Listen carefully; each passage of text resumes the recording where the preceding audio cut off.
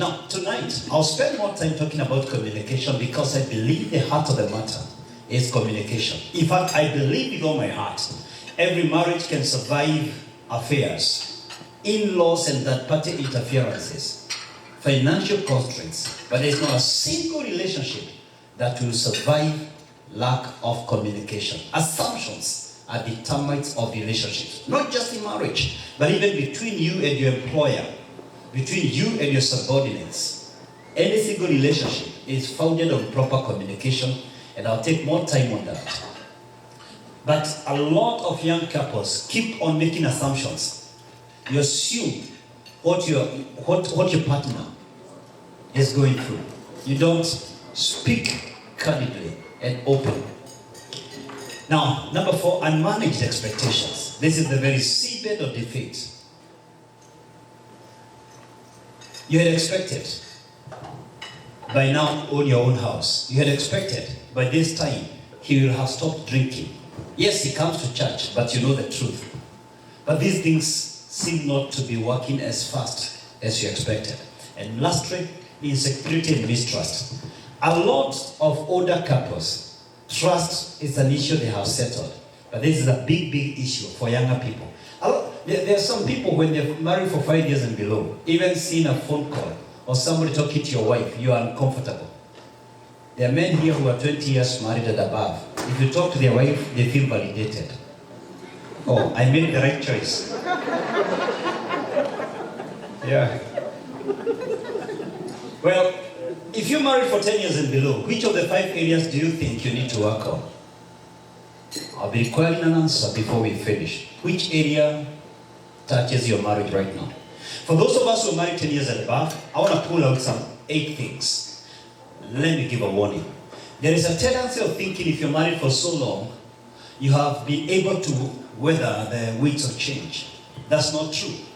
I don't get excited sharing personal examples that are not success stories.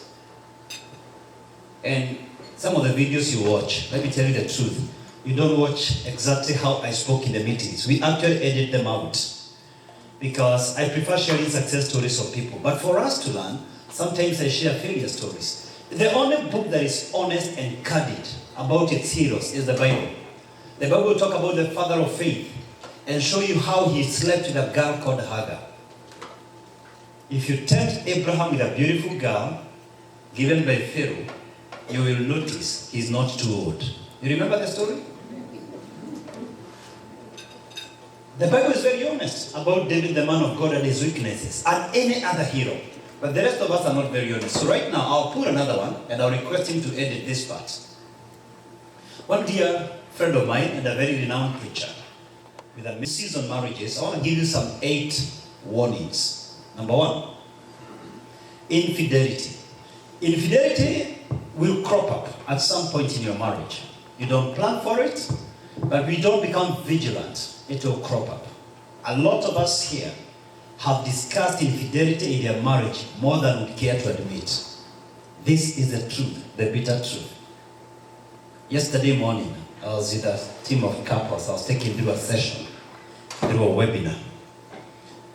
And when I take people through small groups, they are able to make real confessions. But I do know over 50% of you, if data is to go by, you have definitely discussed infidelity in your marriage. And I'll be telling you why. Number 2 is something very close to it, and that's emotional affair. And this is much more common because there's a text that came on your phone. You entertained some words that were too sweet that crossed the line. You see, emotional affairs are still affairs because you've checked out of your wedlock. Either way, you've checked out of your wedlock. Anything that you don't want your husband, your wife to see is an extramarital affair.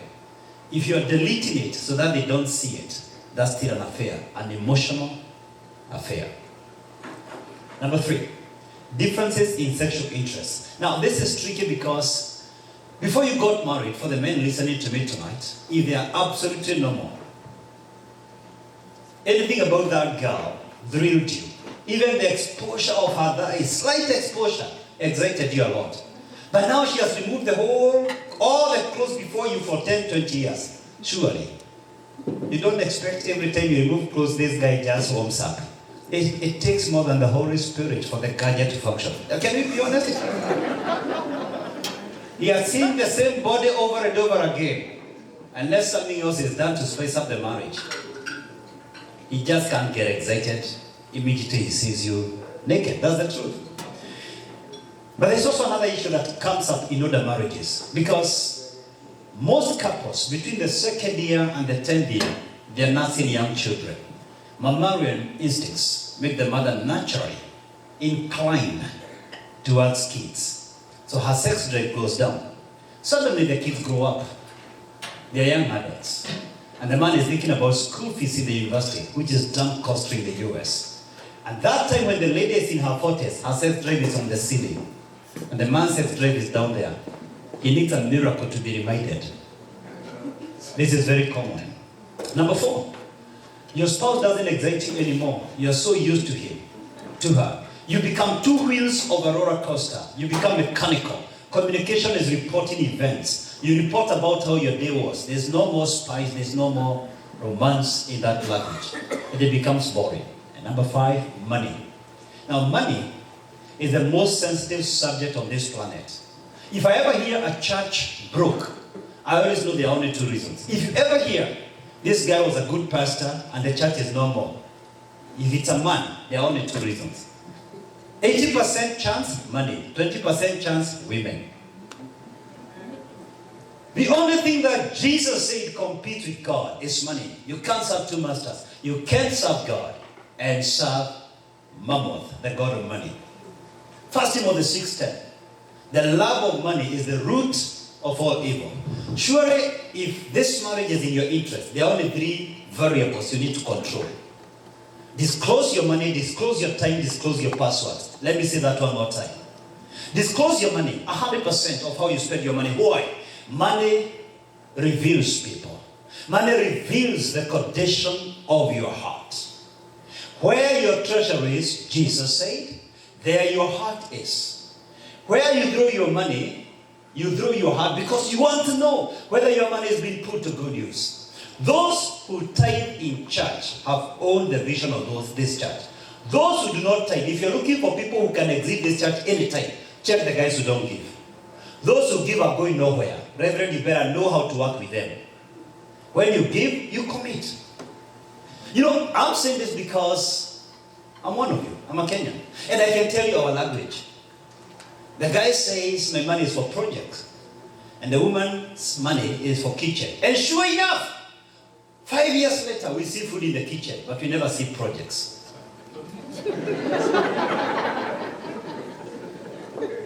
I guarantee you this. So long as you have a secret bank account, so long as you're buying some secret plots in Kamulu, in Sokimau, in Kitengela that you don't want him to know, you have a plan B. And you can't devise a plan B that you will fail to use one day. Every out scheme, every escape route that you come up with, you will use it someday. There should never be her money and my money. It's our money. Our mother, not my mother-in-law. Our mother, our children, our home, our food. That's what oneness means. If you still don't know all her money and how she spends, he doesn't know all your money and how he spends, I know this doesn't excite most of you. Because changing paradigms is not easy. But I want you to know you're not living marriage as God planned it. That's the truth. You still think you need to play safe just in case this guy becomes or loses his head. Number 2, disclose your time. At any given moment, I'm talking to the men listening to my voice. Let that lady know who you are, where you are, with who, doing what. You disclose your time, you disclose your life. You disclose your money, you disclose your values. It's easy to tell me what you value. It's easy to say your priorities. But if I really want to know your values, I just need to check how you spend your money. It discloses your priorities and your values. Now, when you tell Kenyans to disclose their time, what do the Kenyan men say? Hataki kukaliwa chapati. And then they wonder why the marriage can't work. Why are you hiding your time? From who? Why do you cheat yourself you're one and you don't want her to know where you are? And number 3, disclose your passwords. In my house, we use the same password, my phone, or my kids, my laptop, my phones.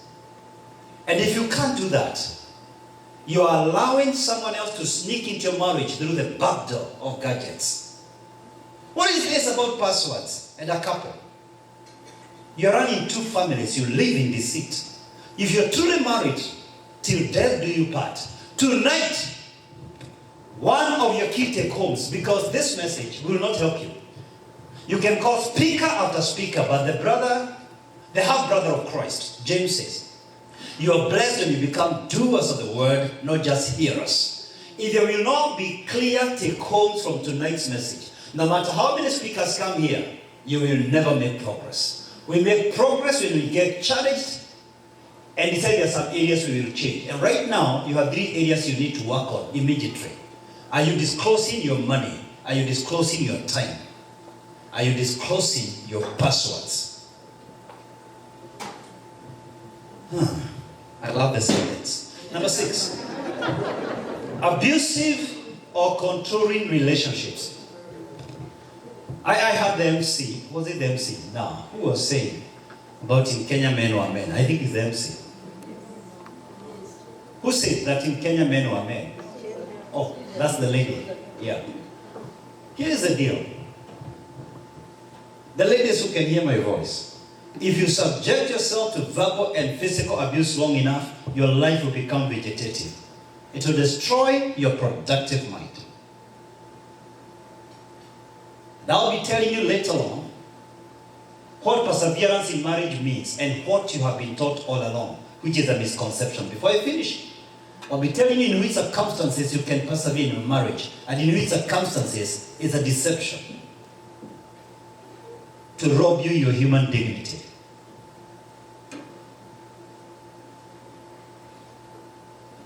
Never beg for what you can earn. Marriage is a union of 2 partners, not a subordinate relationship. I'll be showing you where the head counts, if time allows. But of course, the reason I mentioned number 6, if people feel abused, whether physically or emotionally, eventually they'll walk out on you. Number 7, priorities change.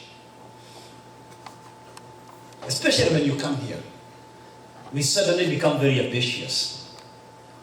A lady who never drove her whole life, suddenly here she's able to drive. And that's good progress. People who believed in water now believe in too much wine. You know, we keep shifting the goalposts. Because when we were in Kenya, the route to heaven was the narrow and the straight. Now it's broader. We are accommodating too much more.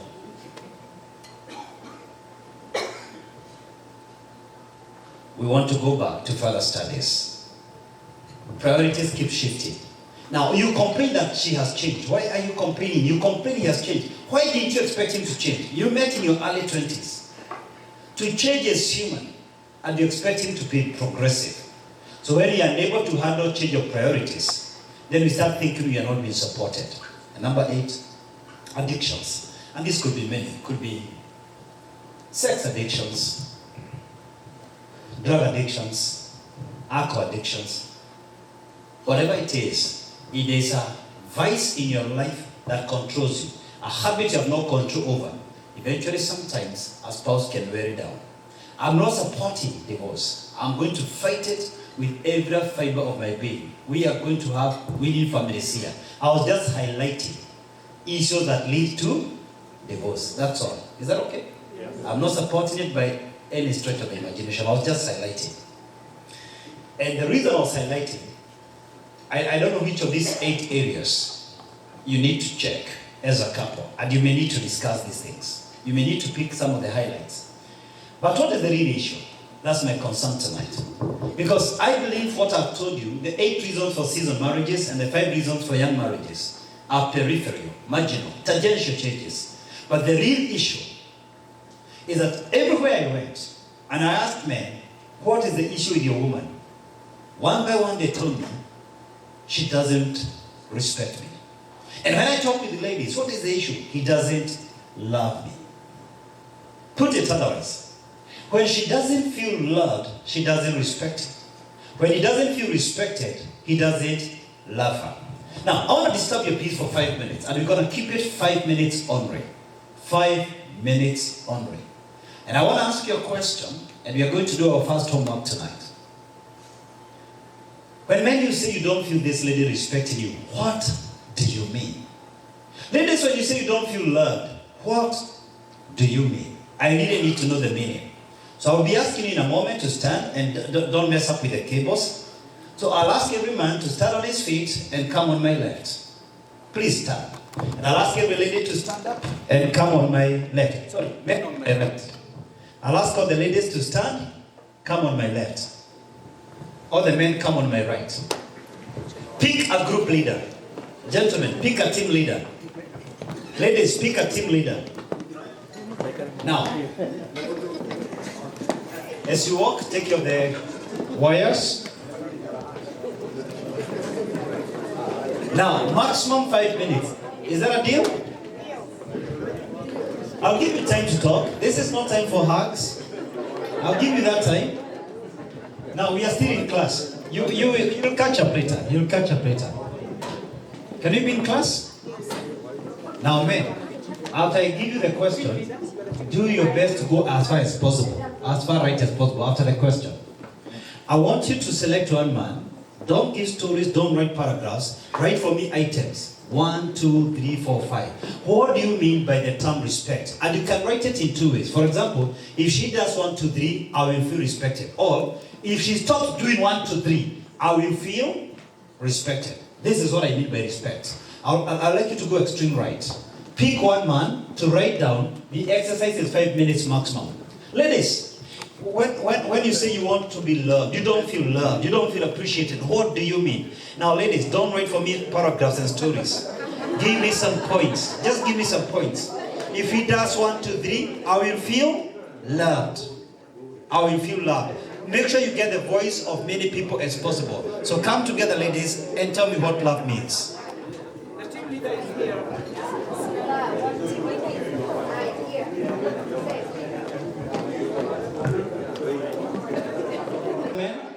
Minutes was very short. I know. Who is leading the men? The list is long. Now, ladies, to sit for a moment. Let me start with the men. Now here is the deal. Ladies. Now here is the deal, ladies. Every lady listening to me. Now. What we are going to read for you, ladies, I don't know what is in that list. Don't argue with them. This is not your opinion. This is their definition of respect. This is what your husband is telling you. If you do 1, 2, 3, I will feel respected. Whether you agree with it or not, that's up to you. But this is what he means by respect. Let's hear. Point number 1, arguing. Are all the ladies listening? Yes. He's not going to preach. He's just going to say point 1, point 2, point 3. Do you have a mic?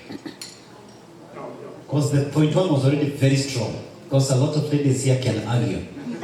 So when you argue with him, he doesn't feel respected. Nagging. And what do men mean by nagging? No, don't look for anyone. They appointed you.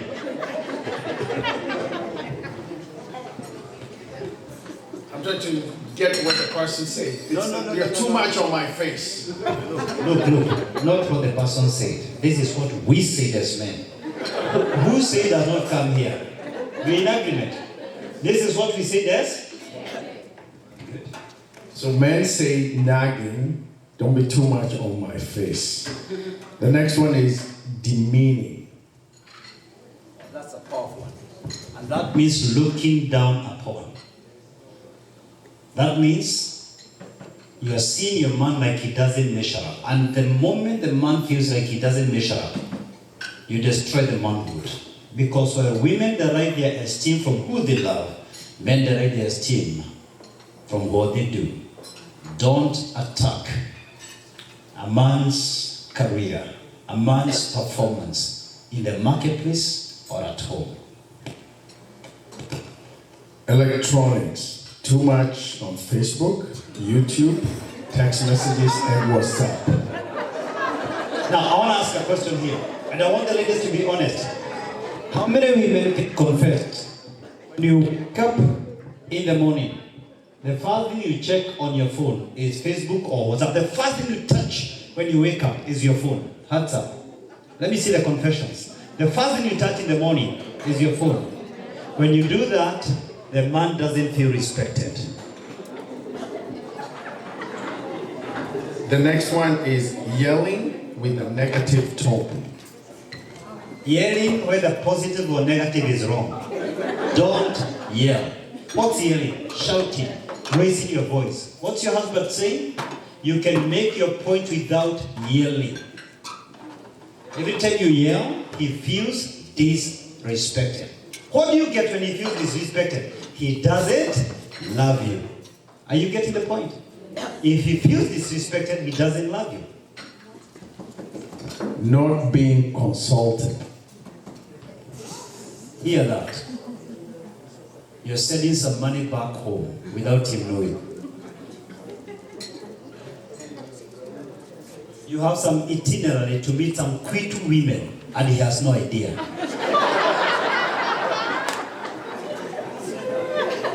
Not being consulted.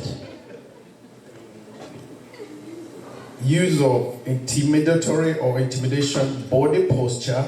Kana kwenye 6. The next one is verbal threats or calling 911. Seriously. Reverend, they should not be heard amongst your ladies. Unless your life is in danger, you should not even know the number 911. Unless your life is in danger. And your life can't be in danger from somebody who has been good. By the time your life is in danger, the signs have been clear over the years. You've just been suppressing the signs. That number was not meant for you. It was meant for American homes, where 53% end up in divorce. Denying sex and using it as a weapon. Now, you don't want to hear what I'm going to tell you. You don't want to hear this point. I told you I don't know the list they have, but here's the deal. All form of manipulation is witchcraft. All form of manipulation is witchcraft. If you manipulate your husband sexually, you're playing witchcraft, and people who do witchcraft are caught.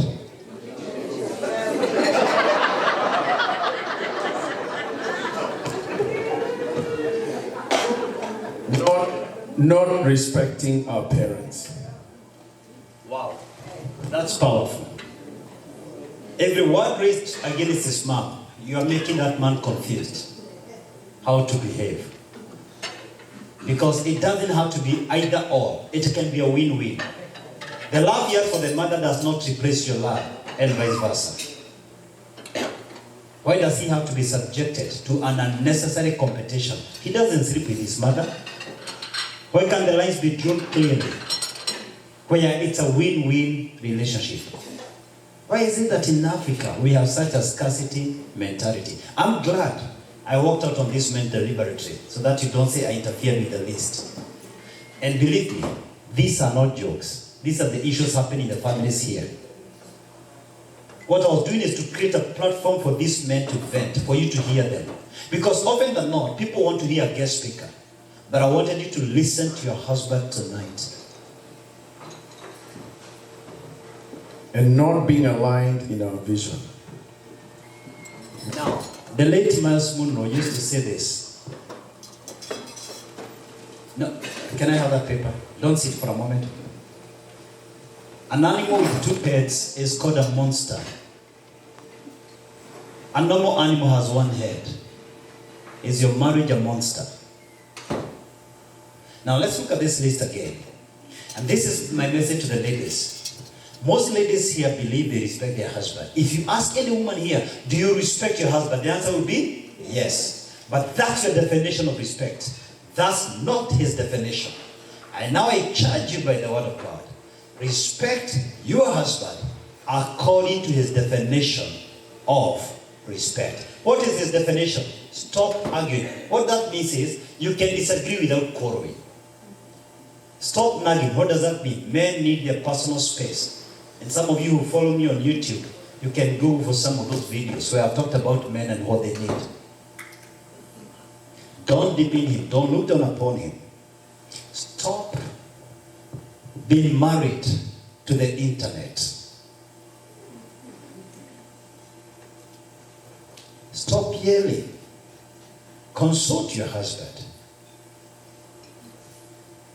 Deliberately refuse those intimidating body postures. This is serious disrespect. Denying him sex, he feels insulted. And any married man will never beg his wife for sex. They feel entitled, and rightfully so, because the Bible says your body does not belong to you, it belongs to your husband. And I have talked with men who say they went out of wedlock, unfortunately, because they felt manipulated at home. This is the number one complaint most men who have affairs give. Not aligned to their vision because you're learning a parallel vision. It's possible to coalesce, to converge your family vision into one. Now, if you're seated next to a lady, whether you're a woman or a man, if you're seated next to a lady, eyeball to eyeball, tell her these words. Respect your husband according to his definition of respect.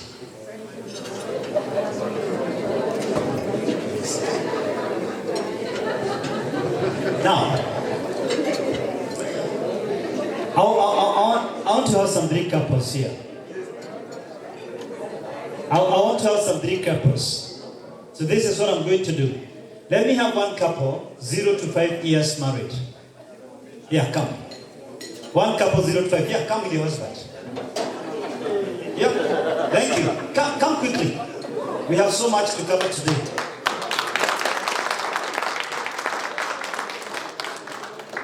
Now, I want to have one couple, 6 to 10 years of marriage. And volunteer quickly, so that we cover as much as possible. 6 to 10. One couple, please, thank you. 11 to 15. Let me have one couple. 11 to 15. 11 to 15, going once. Okay, good. 16 to 20, one couple. 16 to 20, one couple. Thank you. 21 and above, one couple. 21 and above. 21 and above. Okay. 21 and above.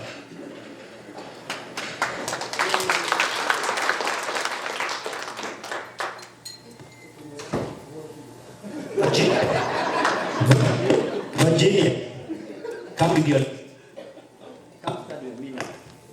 Now, I have a very simple question. But DJ,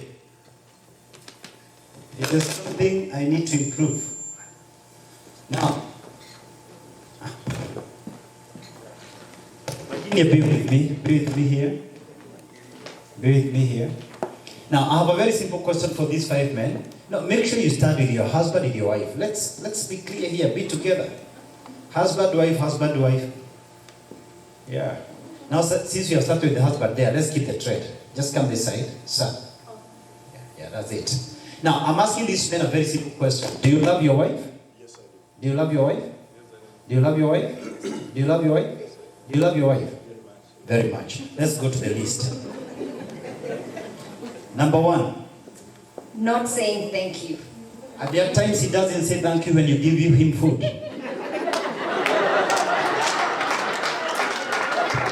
And there are times you give him food and he doesn't say thank you. Yes? He says thank you. He says every time. Okay, good. Good. He says thank you every time you give him food. No. Now look, only one lady. You normally say thank you after every meal. Now, out of 5 couples, only one has passed the test. These men believe they love their wives. 4 of them have failed test 1. Does he say that every time you engage in sex? Hey, look at me. Every time you have a game, does he say thank you, darling? Not all the time. No.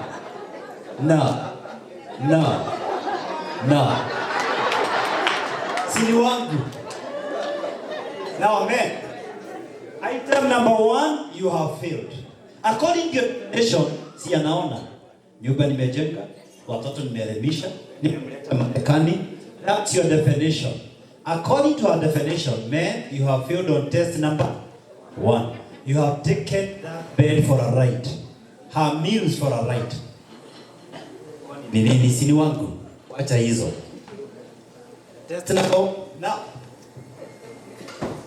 DJ. Now here's the deal.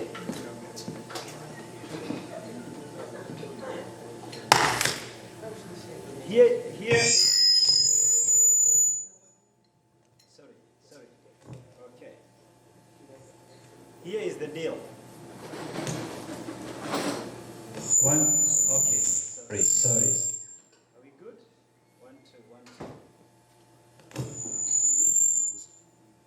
1, 2, 1, 2. 1, 2. Now here's the deal.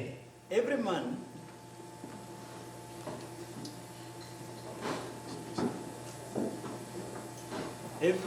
want to. Yeah. 1, 2. 1, 2. Now, DJ, I want the freedom to walk around here. No. You've got to do your job right. I want the freedom to face any side. Isn't it? You've got to do your job right. Every man believes he loves his wife. Are you with me? But this is your definition of love. This is not her definition of love. Item 2. Not being complimented on our hair, shoes, and looks. Now, I will be very fair to this man. I'll not ask about the whole week. Just today only. And I just need you to be honest, ladies. The more you're dishonest, the more you're not helping your husband. So don't fake it. Is that okay? Ladies, I'm talking to you, the 5 of you. Don't fake it. When you fake it, you're doing disservice to that man and to the many men who are here. Just be very honest. Today only. I'm not talking about other days. Has he commented how smart you are? Yes. Good. And he does that every morning. Not every morning. Today alone? Yes. Today at least he's done it. Good. And he does that every morning. Now, today, he has. He does that every morning. No. Today? Yes, he does that every morning. Often. Good. Today? Yes, he does that every morning. Good. Wow. Give me a high five. Not acknowledging what we do for them and for the families. For example? I don't know, anybody else? No. You're the team leader.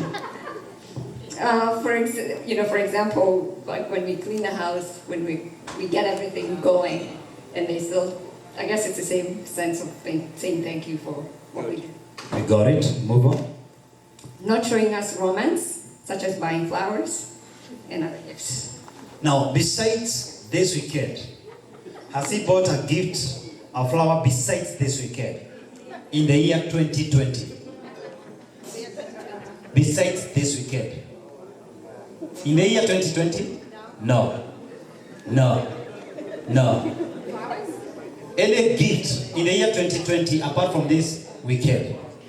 Good? No. So only one lady. What did he buy you? He bought me a watch. Wow. When? A few weeks ago. Now notice, this is the lady's definition of Love. 4 of them have failed. A lack of display of affection in private and in public. So you want him to display affection even in public. Now, I love the way he's holding you like this. And I want you to tell us, if you were to walk in the streets of Boston together, does he do that? Yes. Good. Does he? Sorry? He does. No. How come? You look like you can do it. How come? I was not, this one I was betting you will get. I actually didn't think you will get. Does he? Hold hands. Good. Even in public. Good. No. By the way, mtu wa Murang'a akifanya hivyo, ujue ako na roho.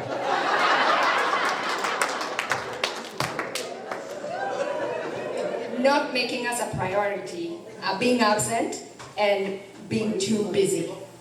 Do you feel at times he doesn't spend quality time with you? He's too busy with work and other things. He doesn't spend quality time as you desire. He tries. He tries. He tries. He does his best. He tries. Good. This one they got. This one they got. Not listening. Not listening. Do you sometimes feel like he's not listening? Yes. Yes. Sometimes he doesn't listen. Sometimes he doesn't listen. Testing. Tell me. He doesn't always listen. He listens. Wow, one guy has gotten it. Wow. No problem. Okay. 1, 2. Okay, good. Forgetting anniversaries. Now, anniversary, birthday for you, for children, does he forget? No.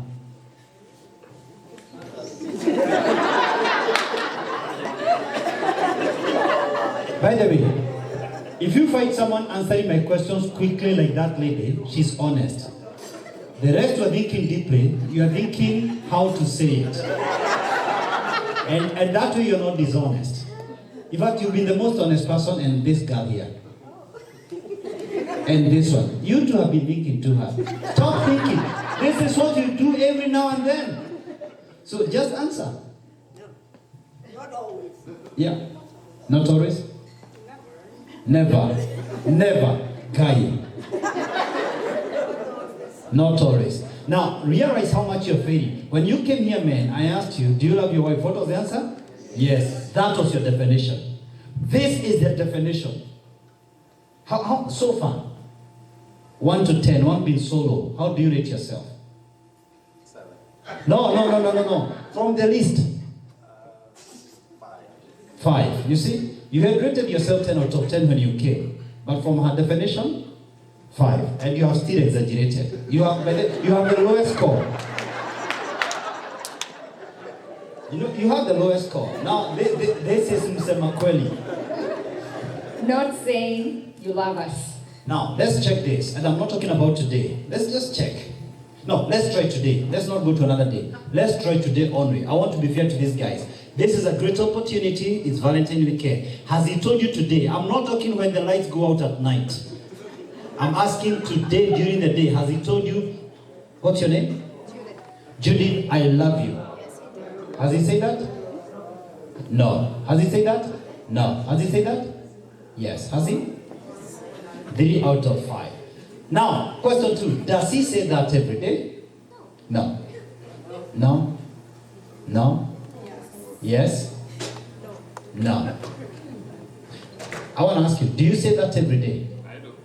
These guys are doing so well. Oh, they're newly married. How long are they married? A year. Oh, they're in the honeymoon.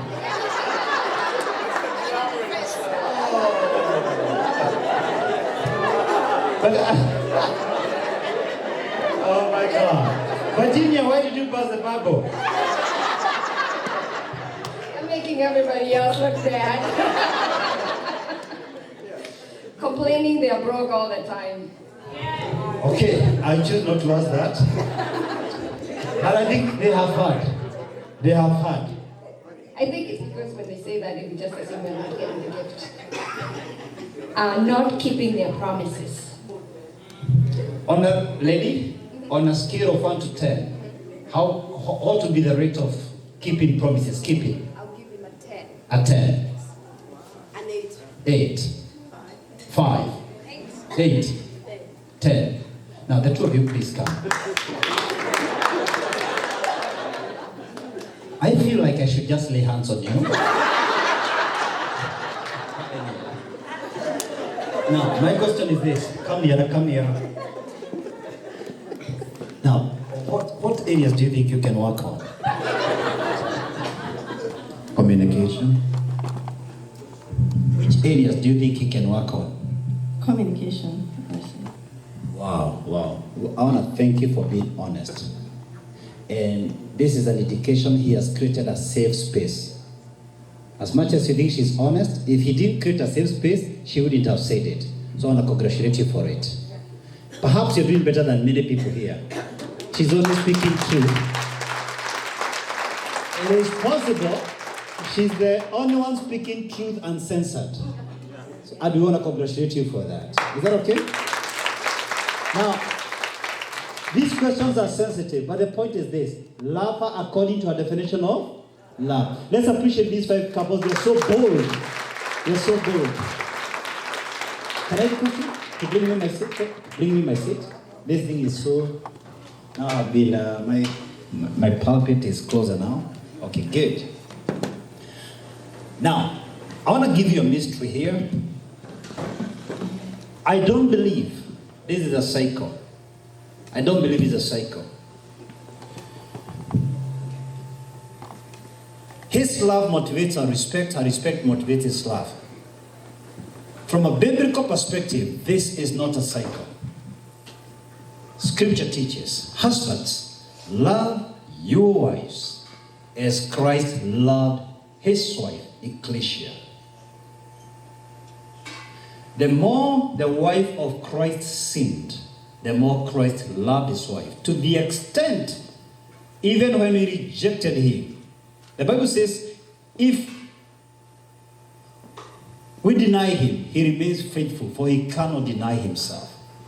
Even on the cross, he never rejected us. He said, Father, forgive them, for they know not what they're doing. In other words, the love of Christ is unconditional. So the Bible says he first loved us. We didn't love him first. He first loved us. Love is greater than respect. Love precedes respect. We should never hold a seminar to teach women how to submit. Submission is a response to his love. If you love her as Christ loves his bride, the church, she will naturally submit to your love. The church submits to the love of Christ and worships God because he loves us with no conditions.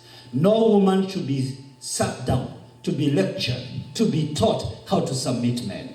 If you find them not respecting you, you are the problem as a man. The problem in Kenya today is Uhuru Kenyatta. You have to come to terms with that. If a church fails, it is the pastor. If a family fails, it is the man. The problem of every institution is the leader. Stop believing a lie, how Kenyans are corrupt. You drive properly in America and you break rules in Kenya because you know you can walk away with it. You cannot convince me. A deputy principal steals all the money from the school and the principal does nothing. You know, we are very tribal. If the president didn't believe in corruption, there would be no corruption in Kenya. I consulted for State House during Kibake's regime, and I couldn't work for Uhuru Kenyatta because that State House you can't work when you're clean. I don't like saying these things in public. And I'm not here to do politics. I'm here to say this. The buck must stop somewhere. In 1945, Franklin Delano Roosevelt died. Harry S. Truman took over. He wrote an inscription in that office. The buck stops here. If there is corruption in America, Don't blame the senators, the congressmen, or anyone else. I am to blame. The buck must stop somewhere. You can't desire to be the leader of the family and you don't take the responsibilities and the liabilities. It is you to initiate the love. And if you find by any stretch of the imagination she is not submitting, there's a problem with your love. Love is greater than respect. I don't repeat what we have done right now, but in a summary, I've asked many women what loves mean, and they told me the same things you guys said. Quality time. They want to be called during the day. They want to be given updates. They want attention. They want someone to listen to them. They don't want to be compared with other women, even about their hair. Can I see properly? Don't show interest in other women. Take care of the children. Every time you take care of kids, women feel respected.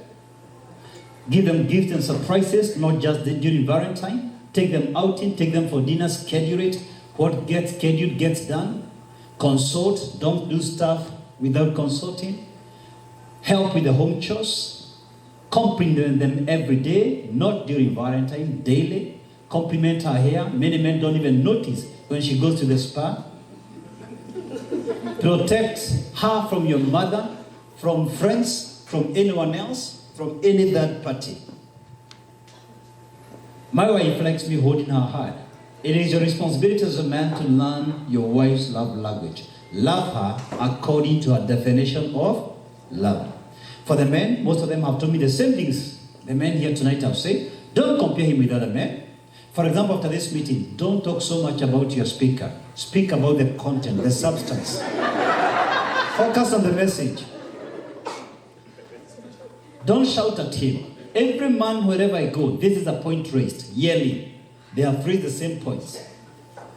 Don't correct him in public. In the presence of your children, public. In the presence of your parents, public. In the presence of your friends, public. Only the two of you. That's the only time you can correct him. Consult, inform him. Don't buy things secretly. Don't discuss your marriage issues with other women. Remember, failure and misery loves company. Those going down the drain, they don't want to go alone. They want to tag you along. If she truly loves you, she couldn't be encouraging you to discuss negative things about your husband. Any woman who does that is not acting in your best interest. Don't give them a chance to destroy your marriage. Never manipulate your husband sexually. This is the highest insult in marriage. It's unbiblical.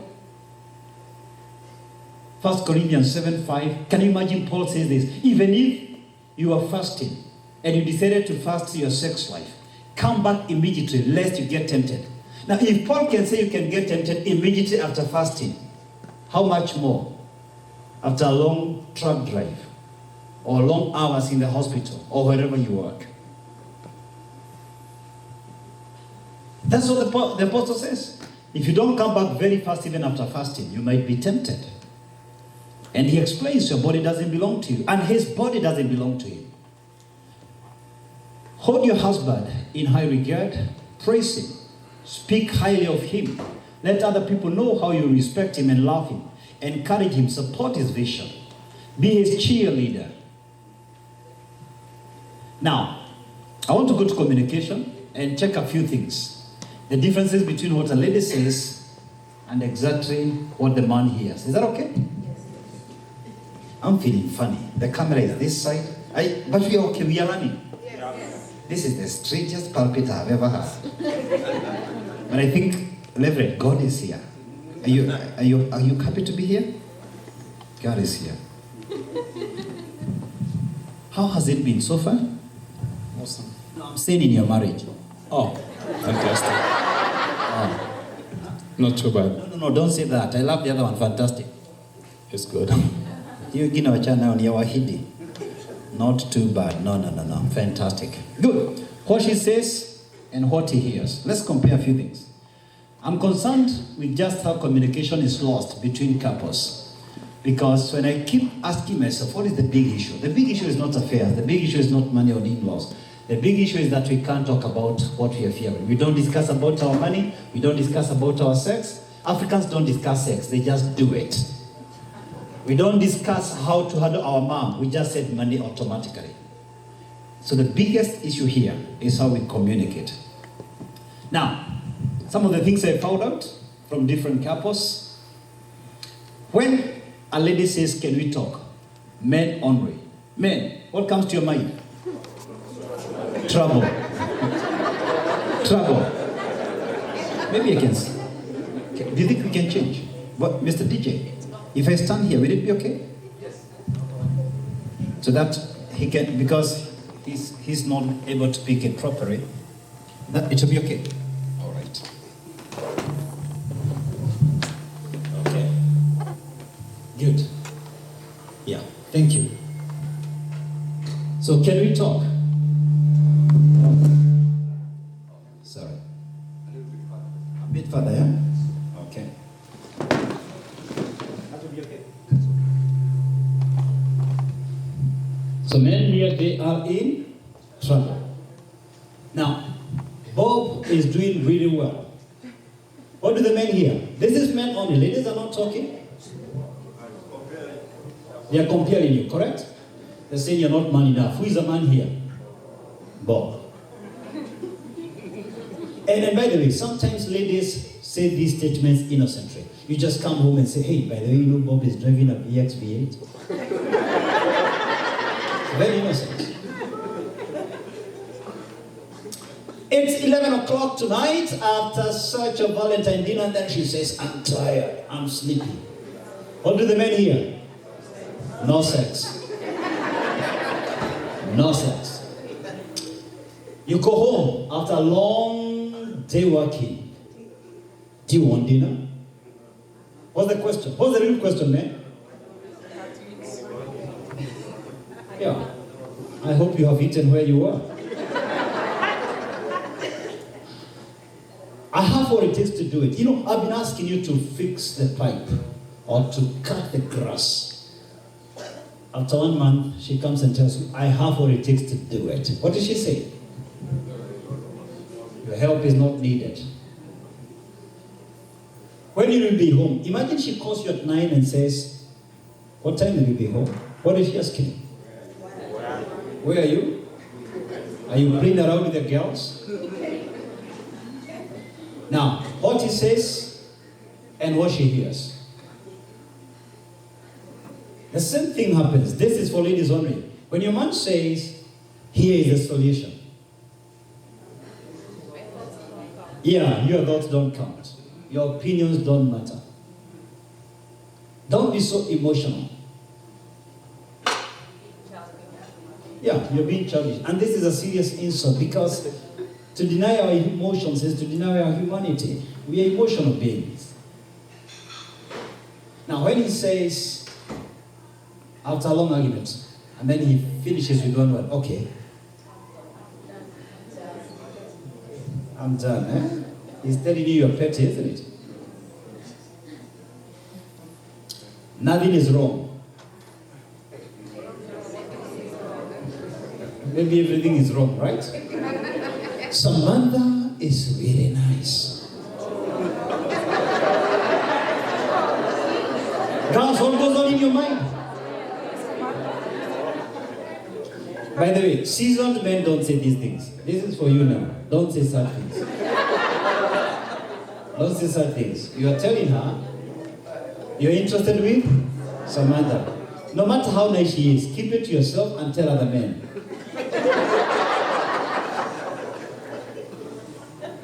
You look beautiful today. And you know the MC told Reverend that. Did you hear the MC telling Reverend that? Yes. She actually used the word today. Ladies, what comes to your mind when you hear that? Exactly. You're never smarter than days. So don't add the word today. Just keep it that way. You look beautiful. Because MC, do you know what you're telling Reverend? She's not smarter than days. Yeah. That's what you're telling her. The issue is that you added the word today. Yeah. I've never seen you like this before. What she says and what she means. I also realize sometimes what the girls say is not exactly what they mean. And men know that.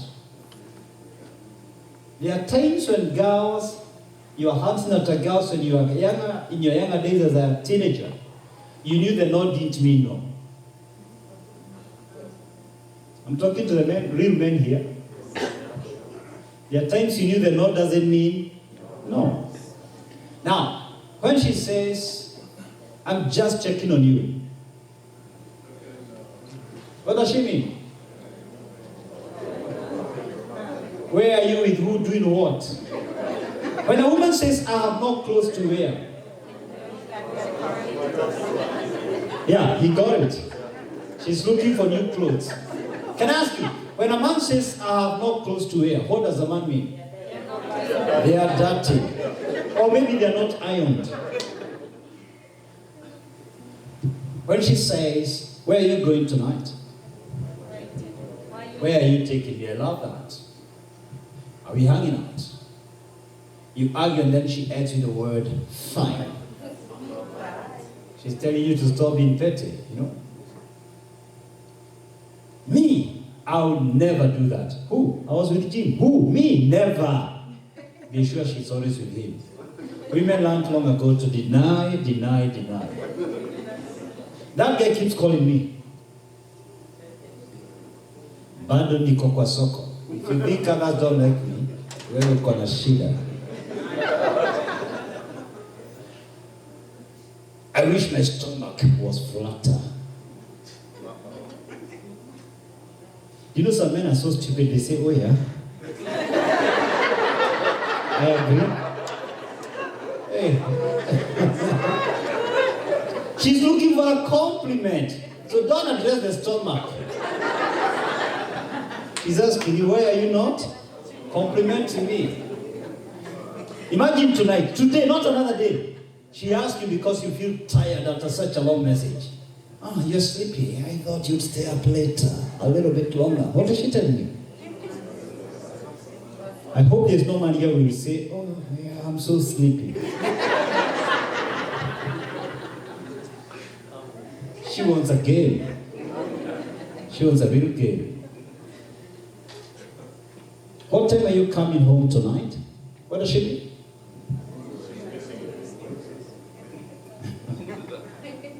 She must be fighting out whether you're with someone else. Not all the time, though. That's what the men say, always what they mean. Yeah. You see, men are like the Lord. Men say what they mean, and they mean what they say. You all agree with me? Yeah, men are like Jesus. What he says, what he means. I will call you. You call him during the day, and the guy tells you, I will call you. Does he call?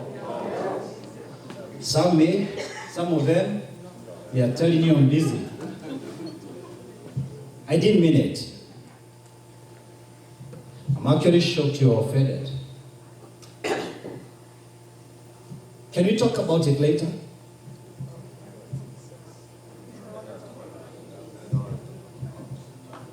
I don't want to talk about it. Drop it permanently.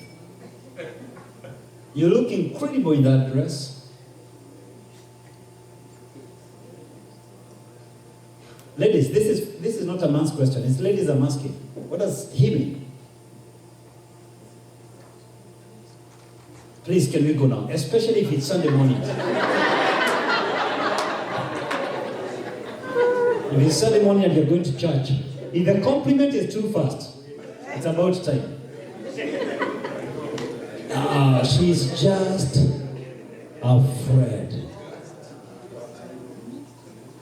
Why are you complaining? She's just afraid.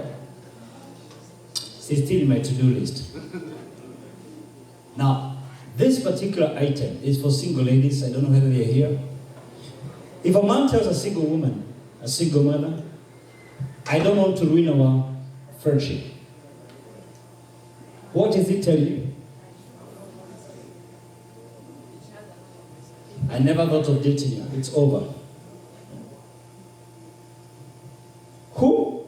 Oh, I didn't even notice that. You're walking together as a couple, and then the guy ogles. What's ugly? The natural delay between a man and beauty, between his eyes and beauty. There's a natural tendency of a man's eyes fellowshipping longer when he sees beauty. So when he says this, oh, I didn't even notice her. What does he say? He didn't want you to catch him ugly. You're the most beautiful girl I've ever seen. Now this is to single ladies, single moms who may be in our midst. A man tells you that. That's why I put the two in red. What does the man say? Ladies, any smart lady? The man tells you exactly, you're the most beautiful lady I have ever seen. What shocks me is that most ladies will believe it. I never mind when a teenager believes that. But suddenly, a man just tells you like that, seriously. He wants it. Good. Good. Where is your husband? Let me tell you this, you're very safe. You're very safe. Look, I'm sorry. When a man says that, if he tells you that tonight, after this forum, what comes to your mind? I'm sick of arguing, can we move on to something else? How do you know Jean?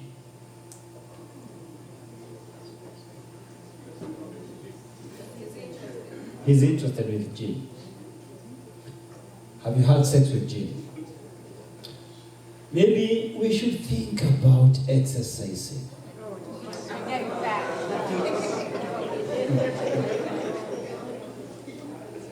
You're getting fat. Who has a bottle of water or a glass or anything I can hold? I want to illustrate something called the Indian talking stick. Anything. I can use it as an illustration. Yeah, that's all right. Oh, that has water. Any empty? Yeah. Good. And now I'm not releasing you. Stand here with me. Now, here's the concept. In ancient times, the Indians had a concept called the Indian talking stick. Unlike the US Congress, I don't know whether you also followed what was happening in South Africa when the president was giving the State of the Union address in South Africa. And he was stopped by Malema's party, and they shouted at the president to sit down. It doesn't matter what the president does. There must be some honor to that office. But again, you also saw it in the US. You saw the speaker tearing the speech, the State of the Union. That document is an official document. I know you may support the Speaker of the Congress, but the problem is this. That's an office. We are doing an office. The Speaker's office and the President's office. It's not about your political opinion. You are there because of an office. So the way Indians used to do like this, to ensure they don't argue, there was a stick called the Indian talking stick. So in the barazas, when the elder was speaking, nobody would speak. When he feels understood, he would hand over the stick to the next elder. The person holding the stick has the right to speak. The rest of us can't talk. We don't nod to agree. We don't even nod to disagree. We can only listen. When he feels understood, he hands over to the next elder, and they never argued. Now, over 90% of you here come from the Kikuyu community. And I talked with some elders, and I've done this with different cultures to find out how it used to happen in the African cultures. In the Kikuyu culture in particular, the elder used to have some 5 sticks. They were called bodhi. You're given 5 sticks to protect you from any other person taking over the communication or hijacking. But you're only allowed to speak 5 points. So for every point you speak, you keep the stick down. And another one, until 5 are over. Never once in the Kikuyu parliament, or rather as we used to call them, the council of elders, did they argue. They never once argued. When I learned this, I bought a box in Egypt known as the Kenyan Jewish talking box. We've tried it with Mercy. And we decided, if you think an issue is very serious to you, hold that box. When Mercy holds it, I can't argue with her. I can't agree with her. I can't disagree with her. Then she'll ask me to repeat what she has said in her own words. That's the only time she will release the box. One day, my daughter decided to test it. Because it's not just for me and Mercy, it's also for our kids. She wanted to go for a sleepover, and she knew we are not going to approve. So she carried the box. Now I knew things are serious. Now, when she was holding the box, I knew I can't talk. Because that's what the Constitution says. So she talked, and when she finished, she asked me to repeat. So I repeated almost verbatim, and I have a good memory. Then she handed over the box to me. Then I said, by the way, Ivy, you will not go to that home because they know me, I'm a public figure, but I don't know them. They feel secure, their daughter's playing in my house. But that doesn't mean it's two-way traffic. I don't know those guys, I don't know the parents of this girl, I don't know who sleeps in that house.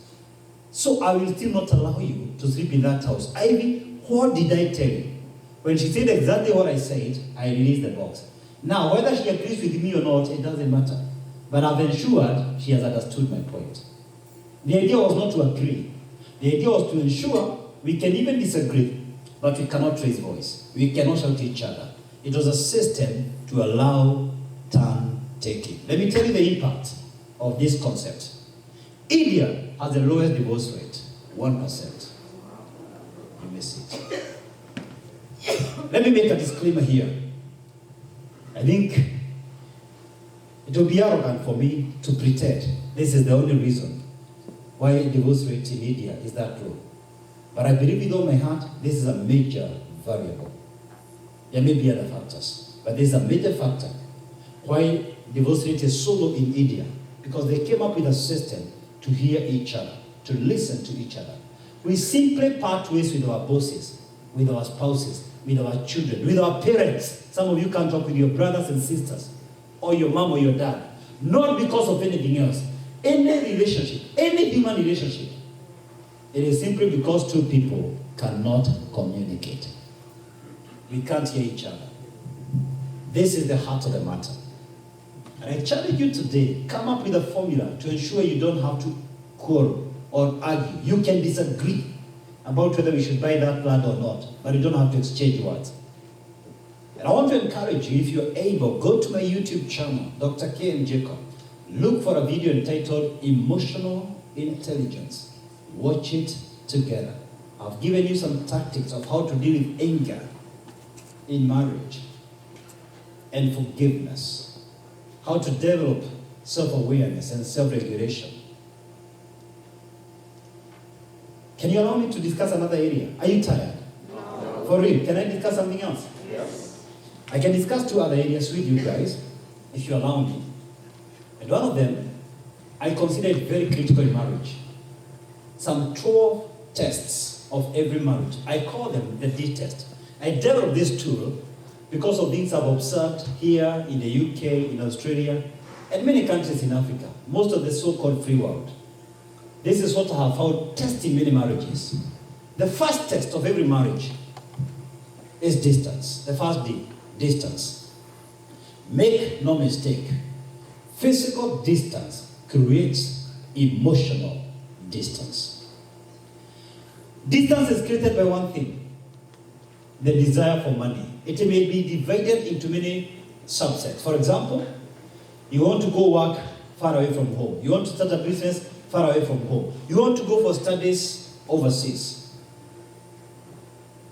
The real motivation after the studies is to grow in your career ladder to increase your income. So at any given moment as a couple, you must decide, money or the marriage. And you know, those of you who've been here in the US for quite some time, the men and the women who say they're coming to America to prepare the ground and then go pick their spouses. Some worked. Most of them failed. And even the few that worked after the husband came here 2-3 years, they are still in a very strenuous relationship. You may not like my statements, but almost always, by the way, let me say this, I don't know any of you at a personal level. To the best of my knowledge, I don't remember meeting any of you. So what I'm going to say now is very sensitive, nothing personal. And you can check some of my videos on YouTube, you realize I'll say the same things elsewhere. If you've been away together in the name of work or preparing the ground to pick your family, either of you or both of you cheated on your partner. Of course, right now, you're looking at me with an innocent eye, and you may never admit, but but deep down in your heart, you know this is a hard truth. Because you are created to connect with someone. And when that someone is not near you, it's easy for virgins to stay like that for long. It's easy, whether men or women. But once you taste the fruit, there's no reverse gear.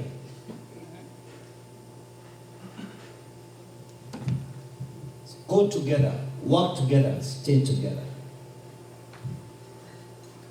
If it's a better job in New York, go both of you.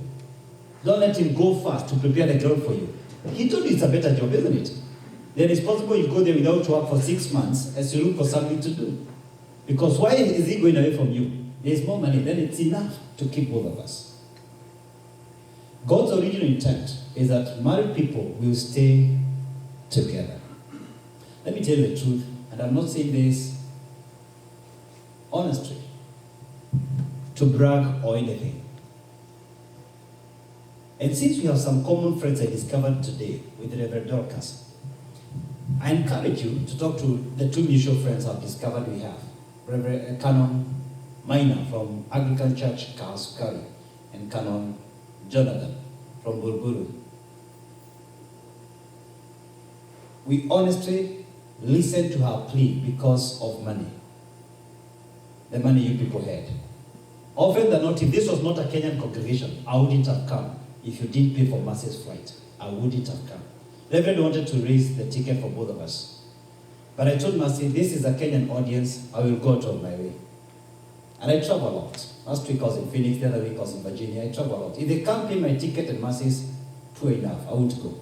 I give disclaimers to Kenyan audiences because we have an obligation about investing in Kenyan families. If this was not a Kenyan audience inviting me in Boston, and they didn't pay Mercy's ticket, I wouldn't be here tonight. And I'll be flying back tomorrow morning. Because it's in my interest to be together with her. The moment you open up that space, every moment you open that space, you open the possibility of someone else nicking your emotional deficiency. So listen to me, you're young in marriage. If he gets a vision one day to go to California, tell him if he can't afford the flight, we will drive all the way. We will sleep in that car until we manage to get our own house. Number 2, demands, sexual demands, financial demands. Demands come with threats, deadlines, ultimatums. If you don't change by this date, I'll walk out on you. I'll look for another woman. True love does not demand, it loves. Demand is the most arrogant presumption in marriage. And it's time to slay the demon of entitlement. You're entitled to nothing in this life. Thirdly, delays. The Lord forbid that any of us here, there's a delay in getting a child, delay in graduations, delay in clearing the mortgage, delays in getting your parents here. In a Christian marriage, delays are not denials. Learn to wait on the Lord together. Fourth deal, differences. This is the weird thing about differences. Before marriage, differences attract. After marriage, differences attack. The ideal situation is that differences are meant to complement you. If you married someone who is exactly like you, you would never live together. Don't fight over differences. It is differences that should bind you together. Learn to celebrate each other's differences. Stop complaining she takes too long to prepare. That's what attracted you to her. If she's not good in time management, that's how you complement each other. That's why you're so good in time management. Number 5, defects. Physical defects, emotional defects, historical defects. All of us, there's something we don't like about our physical because they flash an ideal man on the TV, an ideal woman body image. It's supposed to be this high. The breadth, the height, the size. And most of you don't recognize that the magazine girl is airbrushed. In fact, the magazine girl does not even look like the magazine girl. And you're killing yourself to look like an advert. Sound effects are more pronounced. We lost a girl, and you all know her, Beatrice, in California. I remember one time, I fought with Beatrice for long. In fact, you may not know this. At some point, I had employed her in Nairobi before she came here. She had many struggles, and one which people didn't realize was beard. And some of these defects lead to serious depression. Simply because somebody is comparing himself or herself with an image that does not even exist. Others could be emotional defects. Wise people don't emphasize on each other's defects. They emphasize on each other's strengths. Doubt, mistrust. You see, trust is the foundation of every marriage. If people like you, they will listen to you. If people trust you, they will do business with you. Trust is the currency upon which business trades. Trust is the foundation of all relationships. If you deplete your trust bank, you have no marriage. And trust is broken because you are not disclosing time, money, passwords. If you have to rebuild trust because you have been caught in affairs or emotional affairs, then the way out is to reassure your spouse going forward. I'll disclose where I am, doing what with who, how I spend my money. Just think about this. If you are a man listening to me and you've gone to a lodging with a woman, you are spending three things. Number one, you are spending money to pay for that hotel. Two, you are spending time. And three, you are trying to hide.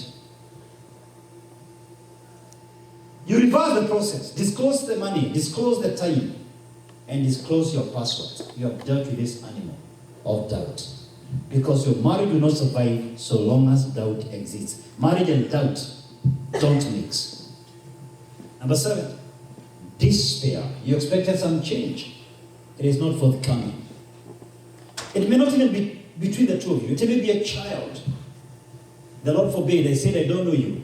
But if it's a parent listening to me, and you're taking care of a child suffering from cerebral palsy, 1 year, 2 years, they depend on you 100% to feed them, to take care of them. It is very easy to despair. It's very easy as a woman to despair about your husband's career life and his financial well-being. It is very easy to despair on his personal change. This will test your marriage. Number 8, defeats, not if, but when. I'm not concerned you're going to succeed as a couple. I'm concerned you're going to fail from time to time and you're going to fall from time to time. That's just about this life. Ups and downs. What will you do when you face defeat? Not if, but when. The greatest basketballer of all times, Michael Jordan, said, and I quote, "I'll accept failure. Everybody fails at something. I will not accept not trying." He explains how he missed the game-winning shot 9,000 times. People are just celebrating without knowing his failure story. But I love his attitude. I will not accept not trying. These days, employers don't hire skills and qualifications. They hire for attitude. They train for skill. Because if you have positive energy, it's contagious. If you have negative energy, it's still contagious. Disappointment is the gap between expectations and reality. Learn to manage expectations. You are living in the real world. I had somebody telling me the other day at Kenya, the hashtag in Kenya, mambo ni different kwa crowd. Remember here? Mambo ni different kwa crowd. Depression. Now, I just told you a moment earlier, emotions are contagious. Everyone goes through stress. Every woman can handle your stress. Every husband can handle your stress. If, however, this stress goes for a week and another one, then it graduates to distress, to depression. And you will wear it down your spouse. The moment you are overcome by little pain, you are simply telling God you don't want promotion. Promotion is a factor of your ability to bear pain. They don't pay a CEO more to be on a red carpet. They pay him more to deal with more challenges, to deal with more pressure. If some of you tonight will be given the responsibilities of President Trump, within a week, you will not be alive. To manage the military, to manage the security of America itself, before you talk about the armed forces abroad, the education system, the health system, the factories, the job creation, and you manage the politics of people who are impeaching you, and you're still a husband and a father, and you still have your own business. He's a billionaire. You have done a Trump business to run. In fact, if you're given any of those tasks, many of you will be dead. It is easy to admire a president without knowing the pressure he faces, or a reverend, or another senior position. Every time you see somebody up there, they are bearing much more pressure. The moment you say you don't want much more, you're just telling God you don't want promotion. You don't want to go to the next level. Because it's easy to quote David until you check closely the scriptures, how many battles he had to deal with. So if you can't deal with small issues, you are depressed by every small issue. Eventually your marriage will give in. Remember this, the things that are stressing you are stressing everyone else. How do you handle them? Because the Bible says the Lord is faithful. He will not allow you to be tempted beyond what you can bear. If God allows it to come your way, He knows you can handle it. The guy who put up this building, the architect behind this project, knew how many floors this foundation can handle. He knew how much weight this foundation can handle. And now your maker says, He knows your frame, and He would allow you to bear more than you can handle. If God sets it your way, He knows you can handle it.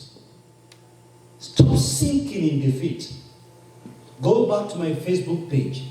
Check a teaching I did on depression, 2 hours per week for 5 weeks. In the month of September and October. And that, even in my YouTube, you can get it. But you have to deal with stress. Why is depression so much in America? Why were kids not dying in Kenya, in high schools, after being monorized? Day in, day out. Some of the men listening to me here, you are beaten thoroughly, and you didn't tell your father you are stressed. What is stressing you here? I remember in Form 1, someone tied me on a bed with a rope and told me I'm the dog of the cubicle to be barking at the guys at the car. The same day my mom left, my mattress was stolen and my water bucket. I slept on cartons. And I stayed in that school and none of us died. We never ate meat. Meat was not for Form 1s. There was a toll station where we were giving bouncers that meat. And none of us pretended to be stressed. Why are the teenagers in America stressed? Why have you forgotten where we have come from? Some of you walk to school without shoes. You have given these kids everything, and you still allow them to stress you. You milked cows when you were a teenager, and this child cannot allow you to sleep because they are stressed. I'm raising my children in the same place where your children are. They're still in America. And their parents, like me, who have chosen, they don't want that rubbish. And the problem, let me tell you, of this country, it's women who are complicating the work the men are trying to do. When you try to discipline these kids, you're complicating the work. One day I was sent with 1 shilling to buy a loaf of bread. And when I stood a bit there, looking at the guy said to me, he gave me 1 slap. I rolled on the ground. I went and I bought the bread and returned change. And some of the men listening to me, you know what I'm saying. Look throughout scriptures. What made man a man is what he went through. Can I shock you? The Son of God, this is what the Bible says about him. Jesus himself learned obedience through what he suffered. Hebrews 5:4. What is this you're teaching your kids? They can't handle the slightest toothache. What are you raising? Pumpkins. I think every one of these days we should just focus on parenting. We've got to ask yourself, because you think you love them, but you hate them. You hate them if you wear the lenses of the future. One of the kids I'm coaching right now is 19. She has not cleared high school. She's overweight. She has not done any sports. I tell you this to God's glory. My daughter is in grade 10, A honor. She's in swimming. She's a director of their videography class, A honor. You have a 19-year-old, she tells me, college is not for everyone. Okay, I agree, college is not for everyone. So tell me what you did in school. Nothing. Did you do swimming? No. Basketball? No. So what are you good at? Okay, fine, college is not for everyone. So what are you doing? Do you realize if you want things done, give them to busy people? Give them to busy people. They are the same people who succeed in everything because success principles are fundamentally the same. I could use harsher words, but I'm new. This is my first time with you guys, so let me go on. Number 11, disease. One of my mom's sister, my auntie, she got involved in a dangerous accident. She broke her 2 feet, and the husband walked out on her. I visited her, and this is what I told her. If somebody walks out on you because of a sickness or a disease, you didn't lose a husband, you didn't lose a wife. You didn't have them in the first place. I had a neighbor who lived where I used to stay in Nairobi, in restaurants, and she was shot. Some crooks came. She didn't cooperate very fast. And that was in the year 2005. She was in coma for over 8 months, wheelchair, to date. By God's grace, she survived, though the bullet hit the spinal cord. She was in a coma for over 6 months. The husband, who has never gone to church even for a single day, stood with her. They're still together. And some of the Christians, when a husband or a wife is in a condition for a long time, you leave them. Then what is the purpose of the vows we say in church? For better, for poorer, in health and in sickness. Why such vows if you can't stay with someone? And the last day that will test your marriage is death. Regrettably, marriage, there are no happy endings. Never. Whether you're in a good marriage or in a bad one. Because if you're in a good one, you might end up separating through the last enemy. Death. Last week, Tuesday, something surprised me. I saw adult men taking flowers, beautiful flowers, to President Moi's grave. And I hear the same African men say, it's anti-African for a man to buy flowers. So I have a question. Is it African to buy flowers to a dead man and not African to buy flowers to a man who is alive? I would want to know how many took flowers to President Moi when he was living, when he could see them, when he could smell them. But who are busy buying expensive flowers when he's dead. Why do you want me to believe it's African to buy flowers to a dead man, but it's not African to buy your wife flowers when she's alive? Don't you think there's a problem? In his commencement address at Stanford University, the late Steve Jobs said about his philosophy, every morning I wake up, I go to the mirror and I ask myself this question. If today were my last day on earth, would I do what I'm about to do right now? When the answer was no, I knew there was something I needed to change. Because that day will eventually come. And that's the question you need to ask yourself. Would I speak to her the way I'm speaking to her right now? Would I speak to him the way I'm about to speak to him if this was the last day? So I challenge you. If for sure you didn't buy those flowers and those candies and chocolates in the name of being Morana, if you cannot do it when she's alive, don't do it when she dies. Let me tell you some 5 quick things about love, and then I give you a scripture. Love makes the right choices. The right sex decisions have to be made every day. Financial decisions, emotional decisions. Love accepts assets and liabilities, not just the good times, but the bad times. When he has a job, when he has lost a job. Love needs investment. Things don't work. Things are caused to work. Marriage does not work. Marriage is caused to work. When 2 people come together, they have good intentions. They want good marriage. But few are intentional. Most couples have good intentions. Few are intentional. They don't want to invest in their marriage. And I want to congratulate each one of you who came here tonight, because the fact that you came for this seminar tonight means you are intentional and deliberate about your marriage. You go to school to learn pharmacy. Some of you went to school to learn nursing. Some of you went to learn different courses. Maybe you are lawyers listening to me tonight.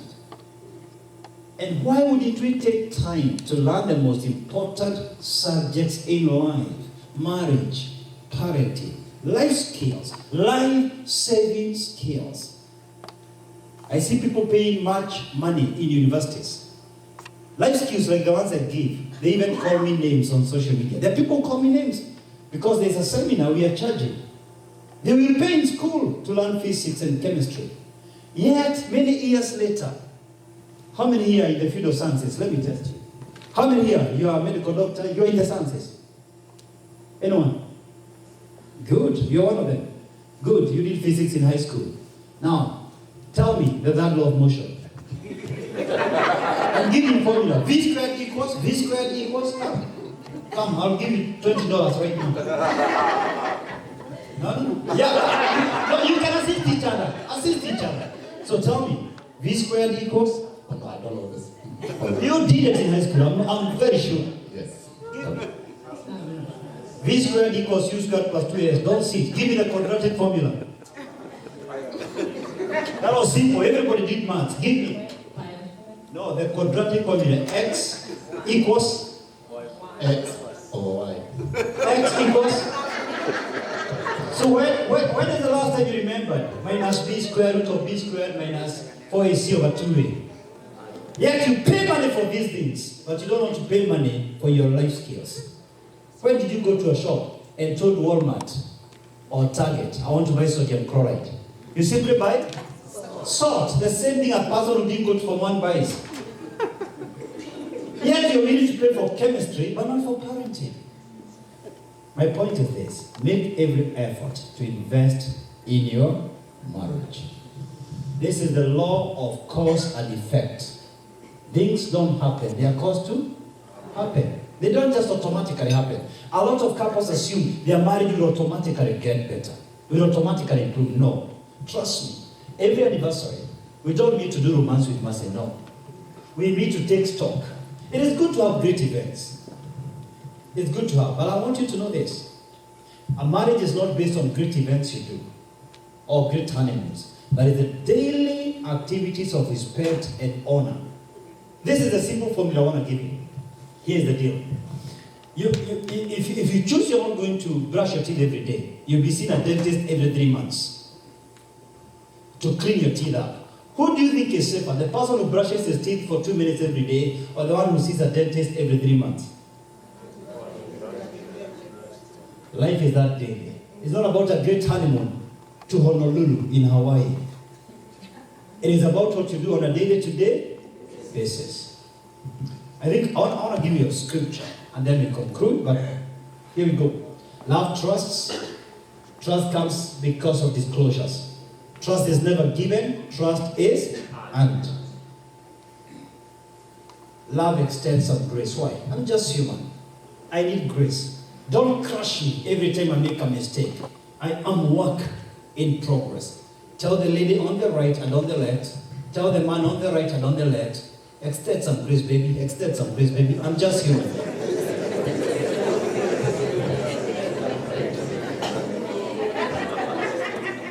And I forget to mention these books. I'll give you some scripture and close. I carried 5 copies of each of these books. I have a book called 60 Days to Defeat Depression. In case you don't get a copy, you can get them on Amazon. And I wrote this book because there are many books about depression. This is not a book on content. It's what to do exactly in 60 days to defeat depression. I wrote a book called Blue Sky Strategy to see how you can merge your gifts with your skills. I have a special book for ladies. I've written many books. I didn't carry all of them. Me, Men and Money. And this book, the first part describes a lady's body image in minute details, graphical details. Then the second part, men, is what men want. And number 3 is a woman and her money. I don't know why. A man's money is our money, but a woman's money is her money. Then I have a book on parenting. It has 10 principles. 1, how to understand your children at their own level. 2, how to protect them emotionally. 3, how to lead them from the front, how to mentor them. 4, how to communicate at the child's level. 5, how to connect with them. 6, how to listen to kids. 7, how to empathize. 8, how to acknowledge them, their strengths. 9, how to reinforce character. And that's both discipline and rewards. And 10, how to speak to them. I have a book I wrote. This is for the guys in the corporate world. It focuses on 4 things. personal branding, the power of an idea, strategic thinking, and converting that idea to business. I have 2 bestsellers, and I carry them today. One is called The Power of the Spoken Word. It has 10 chapters. I won't comment on them. Let me mention 3. 1, how to speak to your children. 2, how to speak to important others in your life. But 3, and the most important, the power of self-talk. If somebody spoke cursing words to you when you're growing up, especially words of a father, I'll show you how to renounce the curses and achieve God's destiny for you. I have one book, I suggest you avoid it. Seriously speaking, this is the only book I did in red color. Don't touch this book unless for sure you're in business or intend to go to one. Because if you read 2 paragraphs and resign, I will not be responsible. It's called You Don't Need a Job. It's my best-selling book. So just, if you find these books, these ones I carry 10, just ignore this one, leave it. It's a dangerous book. Now, I have a book I wrote called Parenting Today. We implemented this program in the 2 churches where your friends are, both of them, they can tell you. So we take parents through 10 weeks of mentorship. The picture there is an elephant and a calf. The idea is this. The calf doesn't decide the route. It believes the mother has done the homework. It believes the mother knows the green pastures and the water spots. It just follows the mother. So this book has 10 chapters. It's a guide we use to train parents on parenting. It has 10 chapters. And I'll mention 3. 1 is mentorship, leading a child from the front. 2 is talents, how to identify a child's talents and align them with their careers. 3 is sexuality. And the reason this topic is there is because the media tells these kids about sex every day.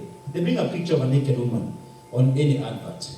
4 is gadgets. And this is a nightmare for many parents. How to control the internet. So it has 10 chapters. And finally, there's a book I use to teach about purpose.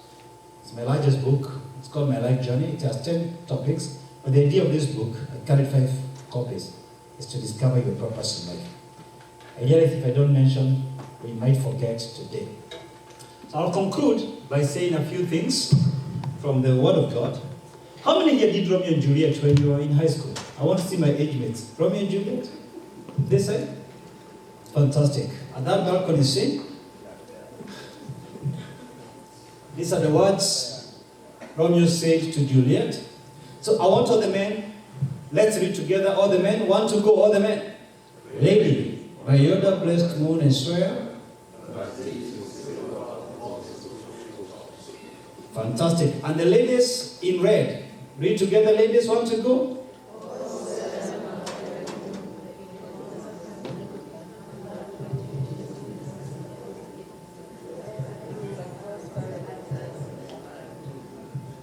What Juliet was telling Romeo, don't swear with the moon because sometimes it's quarter, sometimes it's half. You'd rather make love with something that is a bit constant, not the moon. Now, let's just look at the scripture, and I'm done for the night. I know you're tired. 14 things about this. Love is patient. If somebody is not patient with you, they give you deadlines, they are not in love. Love is kind. That means it has some grace. It uses kind words. Love does not envy when you make a mistake, when you go through accidents. It's not jealous when you go for further studies. Love does not boast. That's not love. It does not dishonor others. It seeks to honor the other person. It is not self-seeking. Seeks the interest of the partner. The partner comes first, where there's love. It is not easily angered. We all get angry. The Bible says, don't let the sun go down when you're still angry. Now, the Bible says in Proverbs, there is no hope for a fool than a man who is easily angered. You've got to learn how to control your emotions. Don't justify anger. Don't justify anger. It keeps no record of wrongs. Ladies, if there is something you have written to be reminding you, delete it. The Bible says love does not keep record of wrongs. Love does not delight in evil, but rejoices with the truth. You don't enjoy when she makes mistakes, when he blunders in business. Love rejoices when the truth is known, no matter how painful the truth is. Always protects. The key word here is always, not sometimes. Ladies, love protects your husband always. You don't discuss your husband with other women. That's not love. Always protects. The key word here is always. Always trusts, not sometimes. Always. You trust she's in your best interest when she goes to the supermarket. Always trusts. Always hopes for a better tomorrow. Always perseveres. Now, this is the only one I would want to explain because it has been misused. This perseverance does not mean somebody is beating you. Somebody is calling you names. No. Remember the man who wrote this, Paul, persevered for the cross. He suffered than any human being about the cross. But Jesus did not misuse him. Jesus did not take advantage of him. So perseverance in marriage means for the cause of the marriage, not being abused by the person who is supposed to love you. It does mean you stay together whether there is riches or not. You stay together whether there is a sick child or not. You stay together whether one of our moms, or as we call the mother-in-law, is not supportive or not. That's the perseverance we're talking about. You stay together through good times and bad times. And number 14 and the last one, love never fails. Say this after me, love never fails. One more time, love never fails. If somebody after 3 years tells you he no longer loves you, she no longer has feelings for you, they never loved you in the first place. Because love never fails. Which scripture is this? Say it again. So why does love never fail? Watch this. Let's read together. Whoever does not love does not know God. Because God is love. God is? Does God fail? God is love. God does not fail. Love never fails. Last scripture. And so we know, let's read together, want to go? And so we know, and rely on the love God has for us. God is love. Whoever lives in love, lives in God, and God in him. Thank you, and God bless you.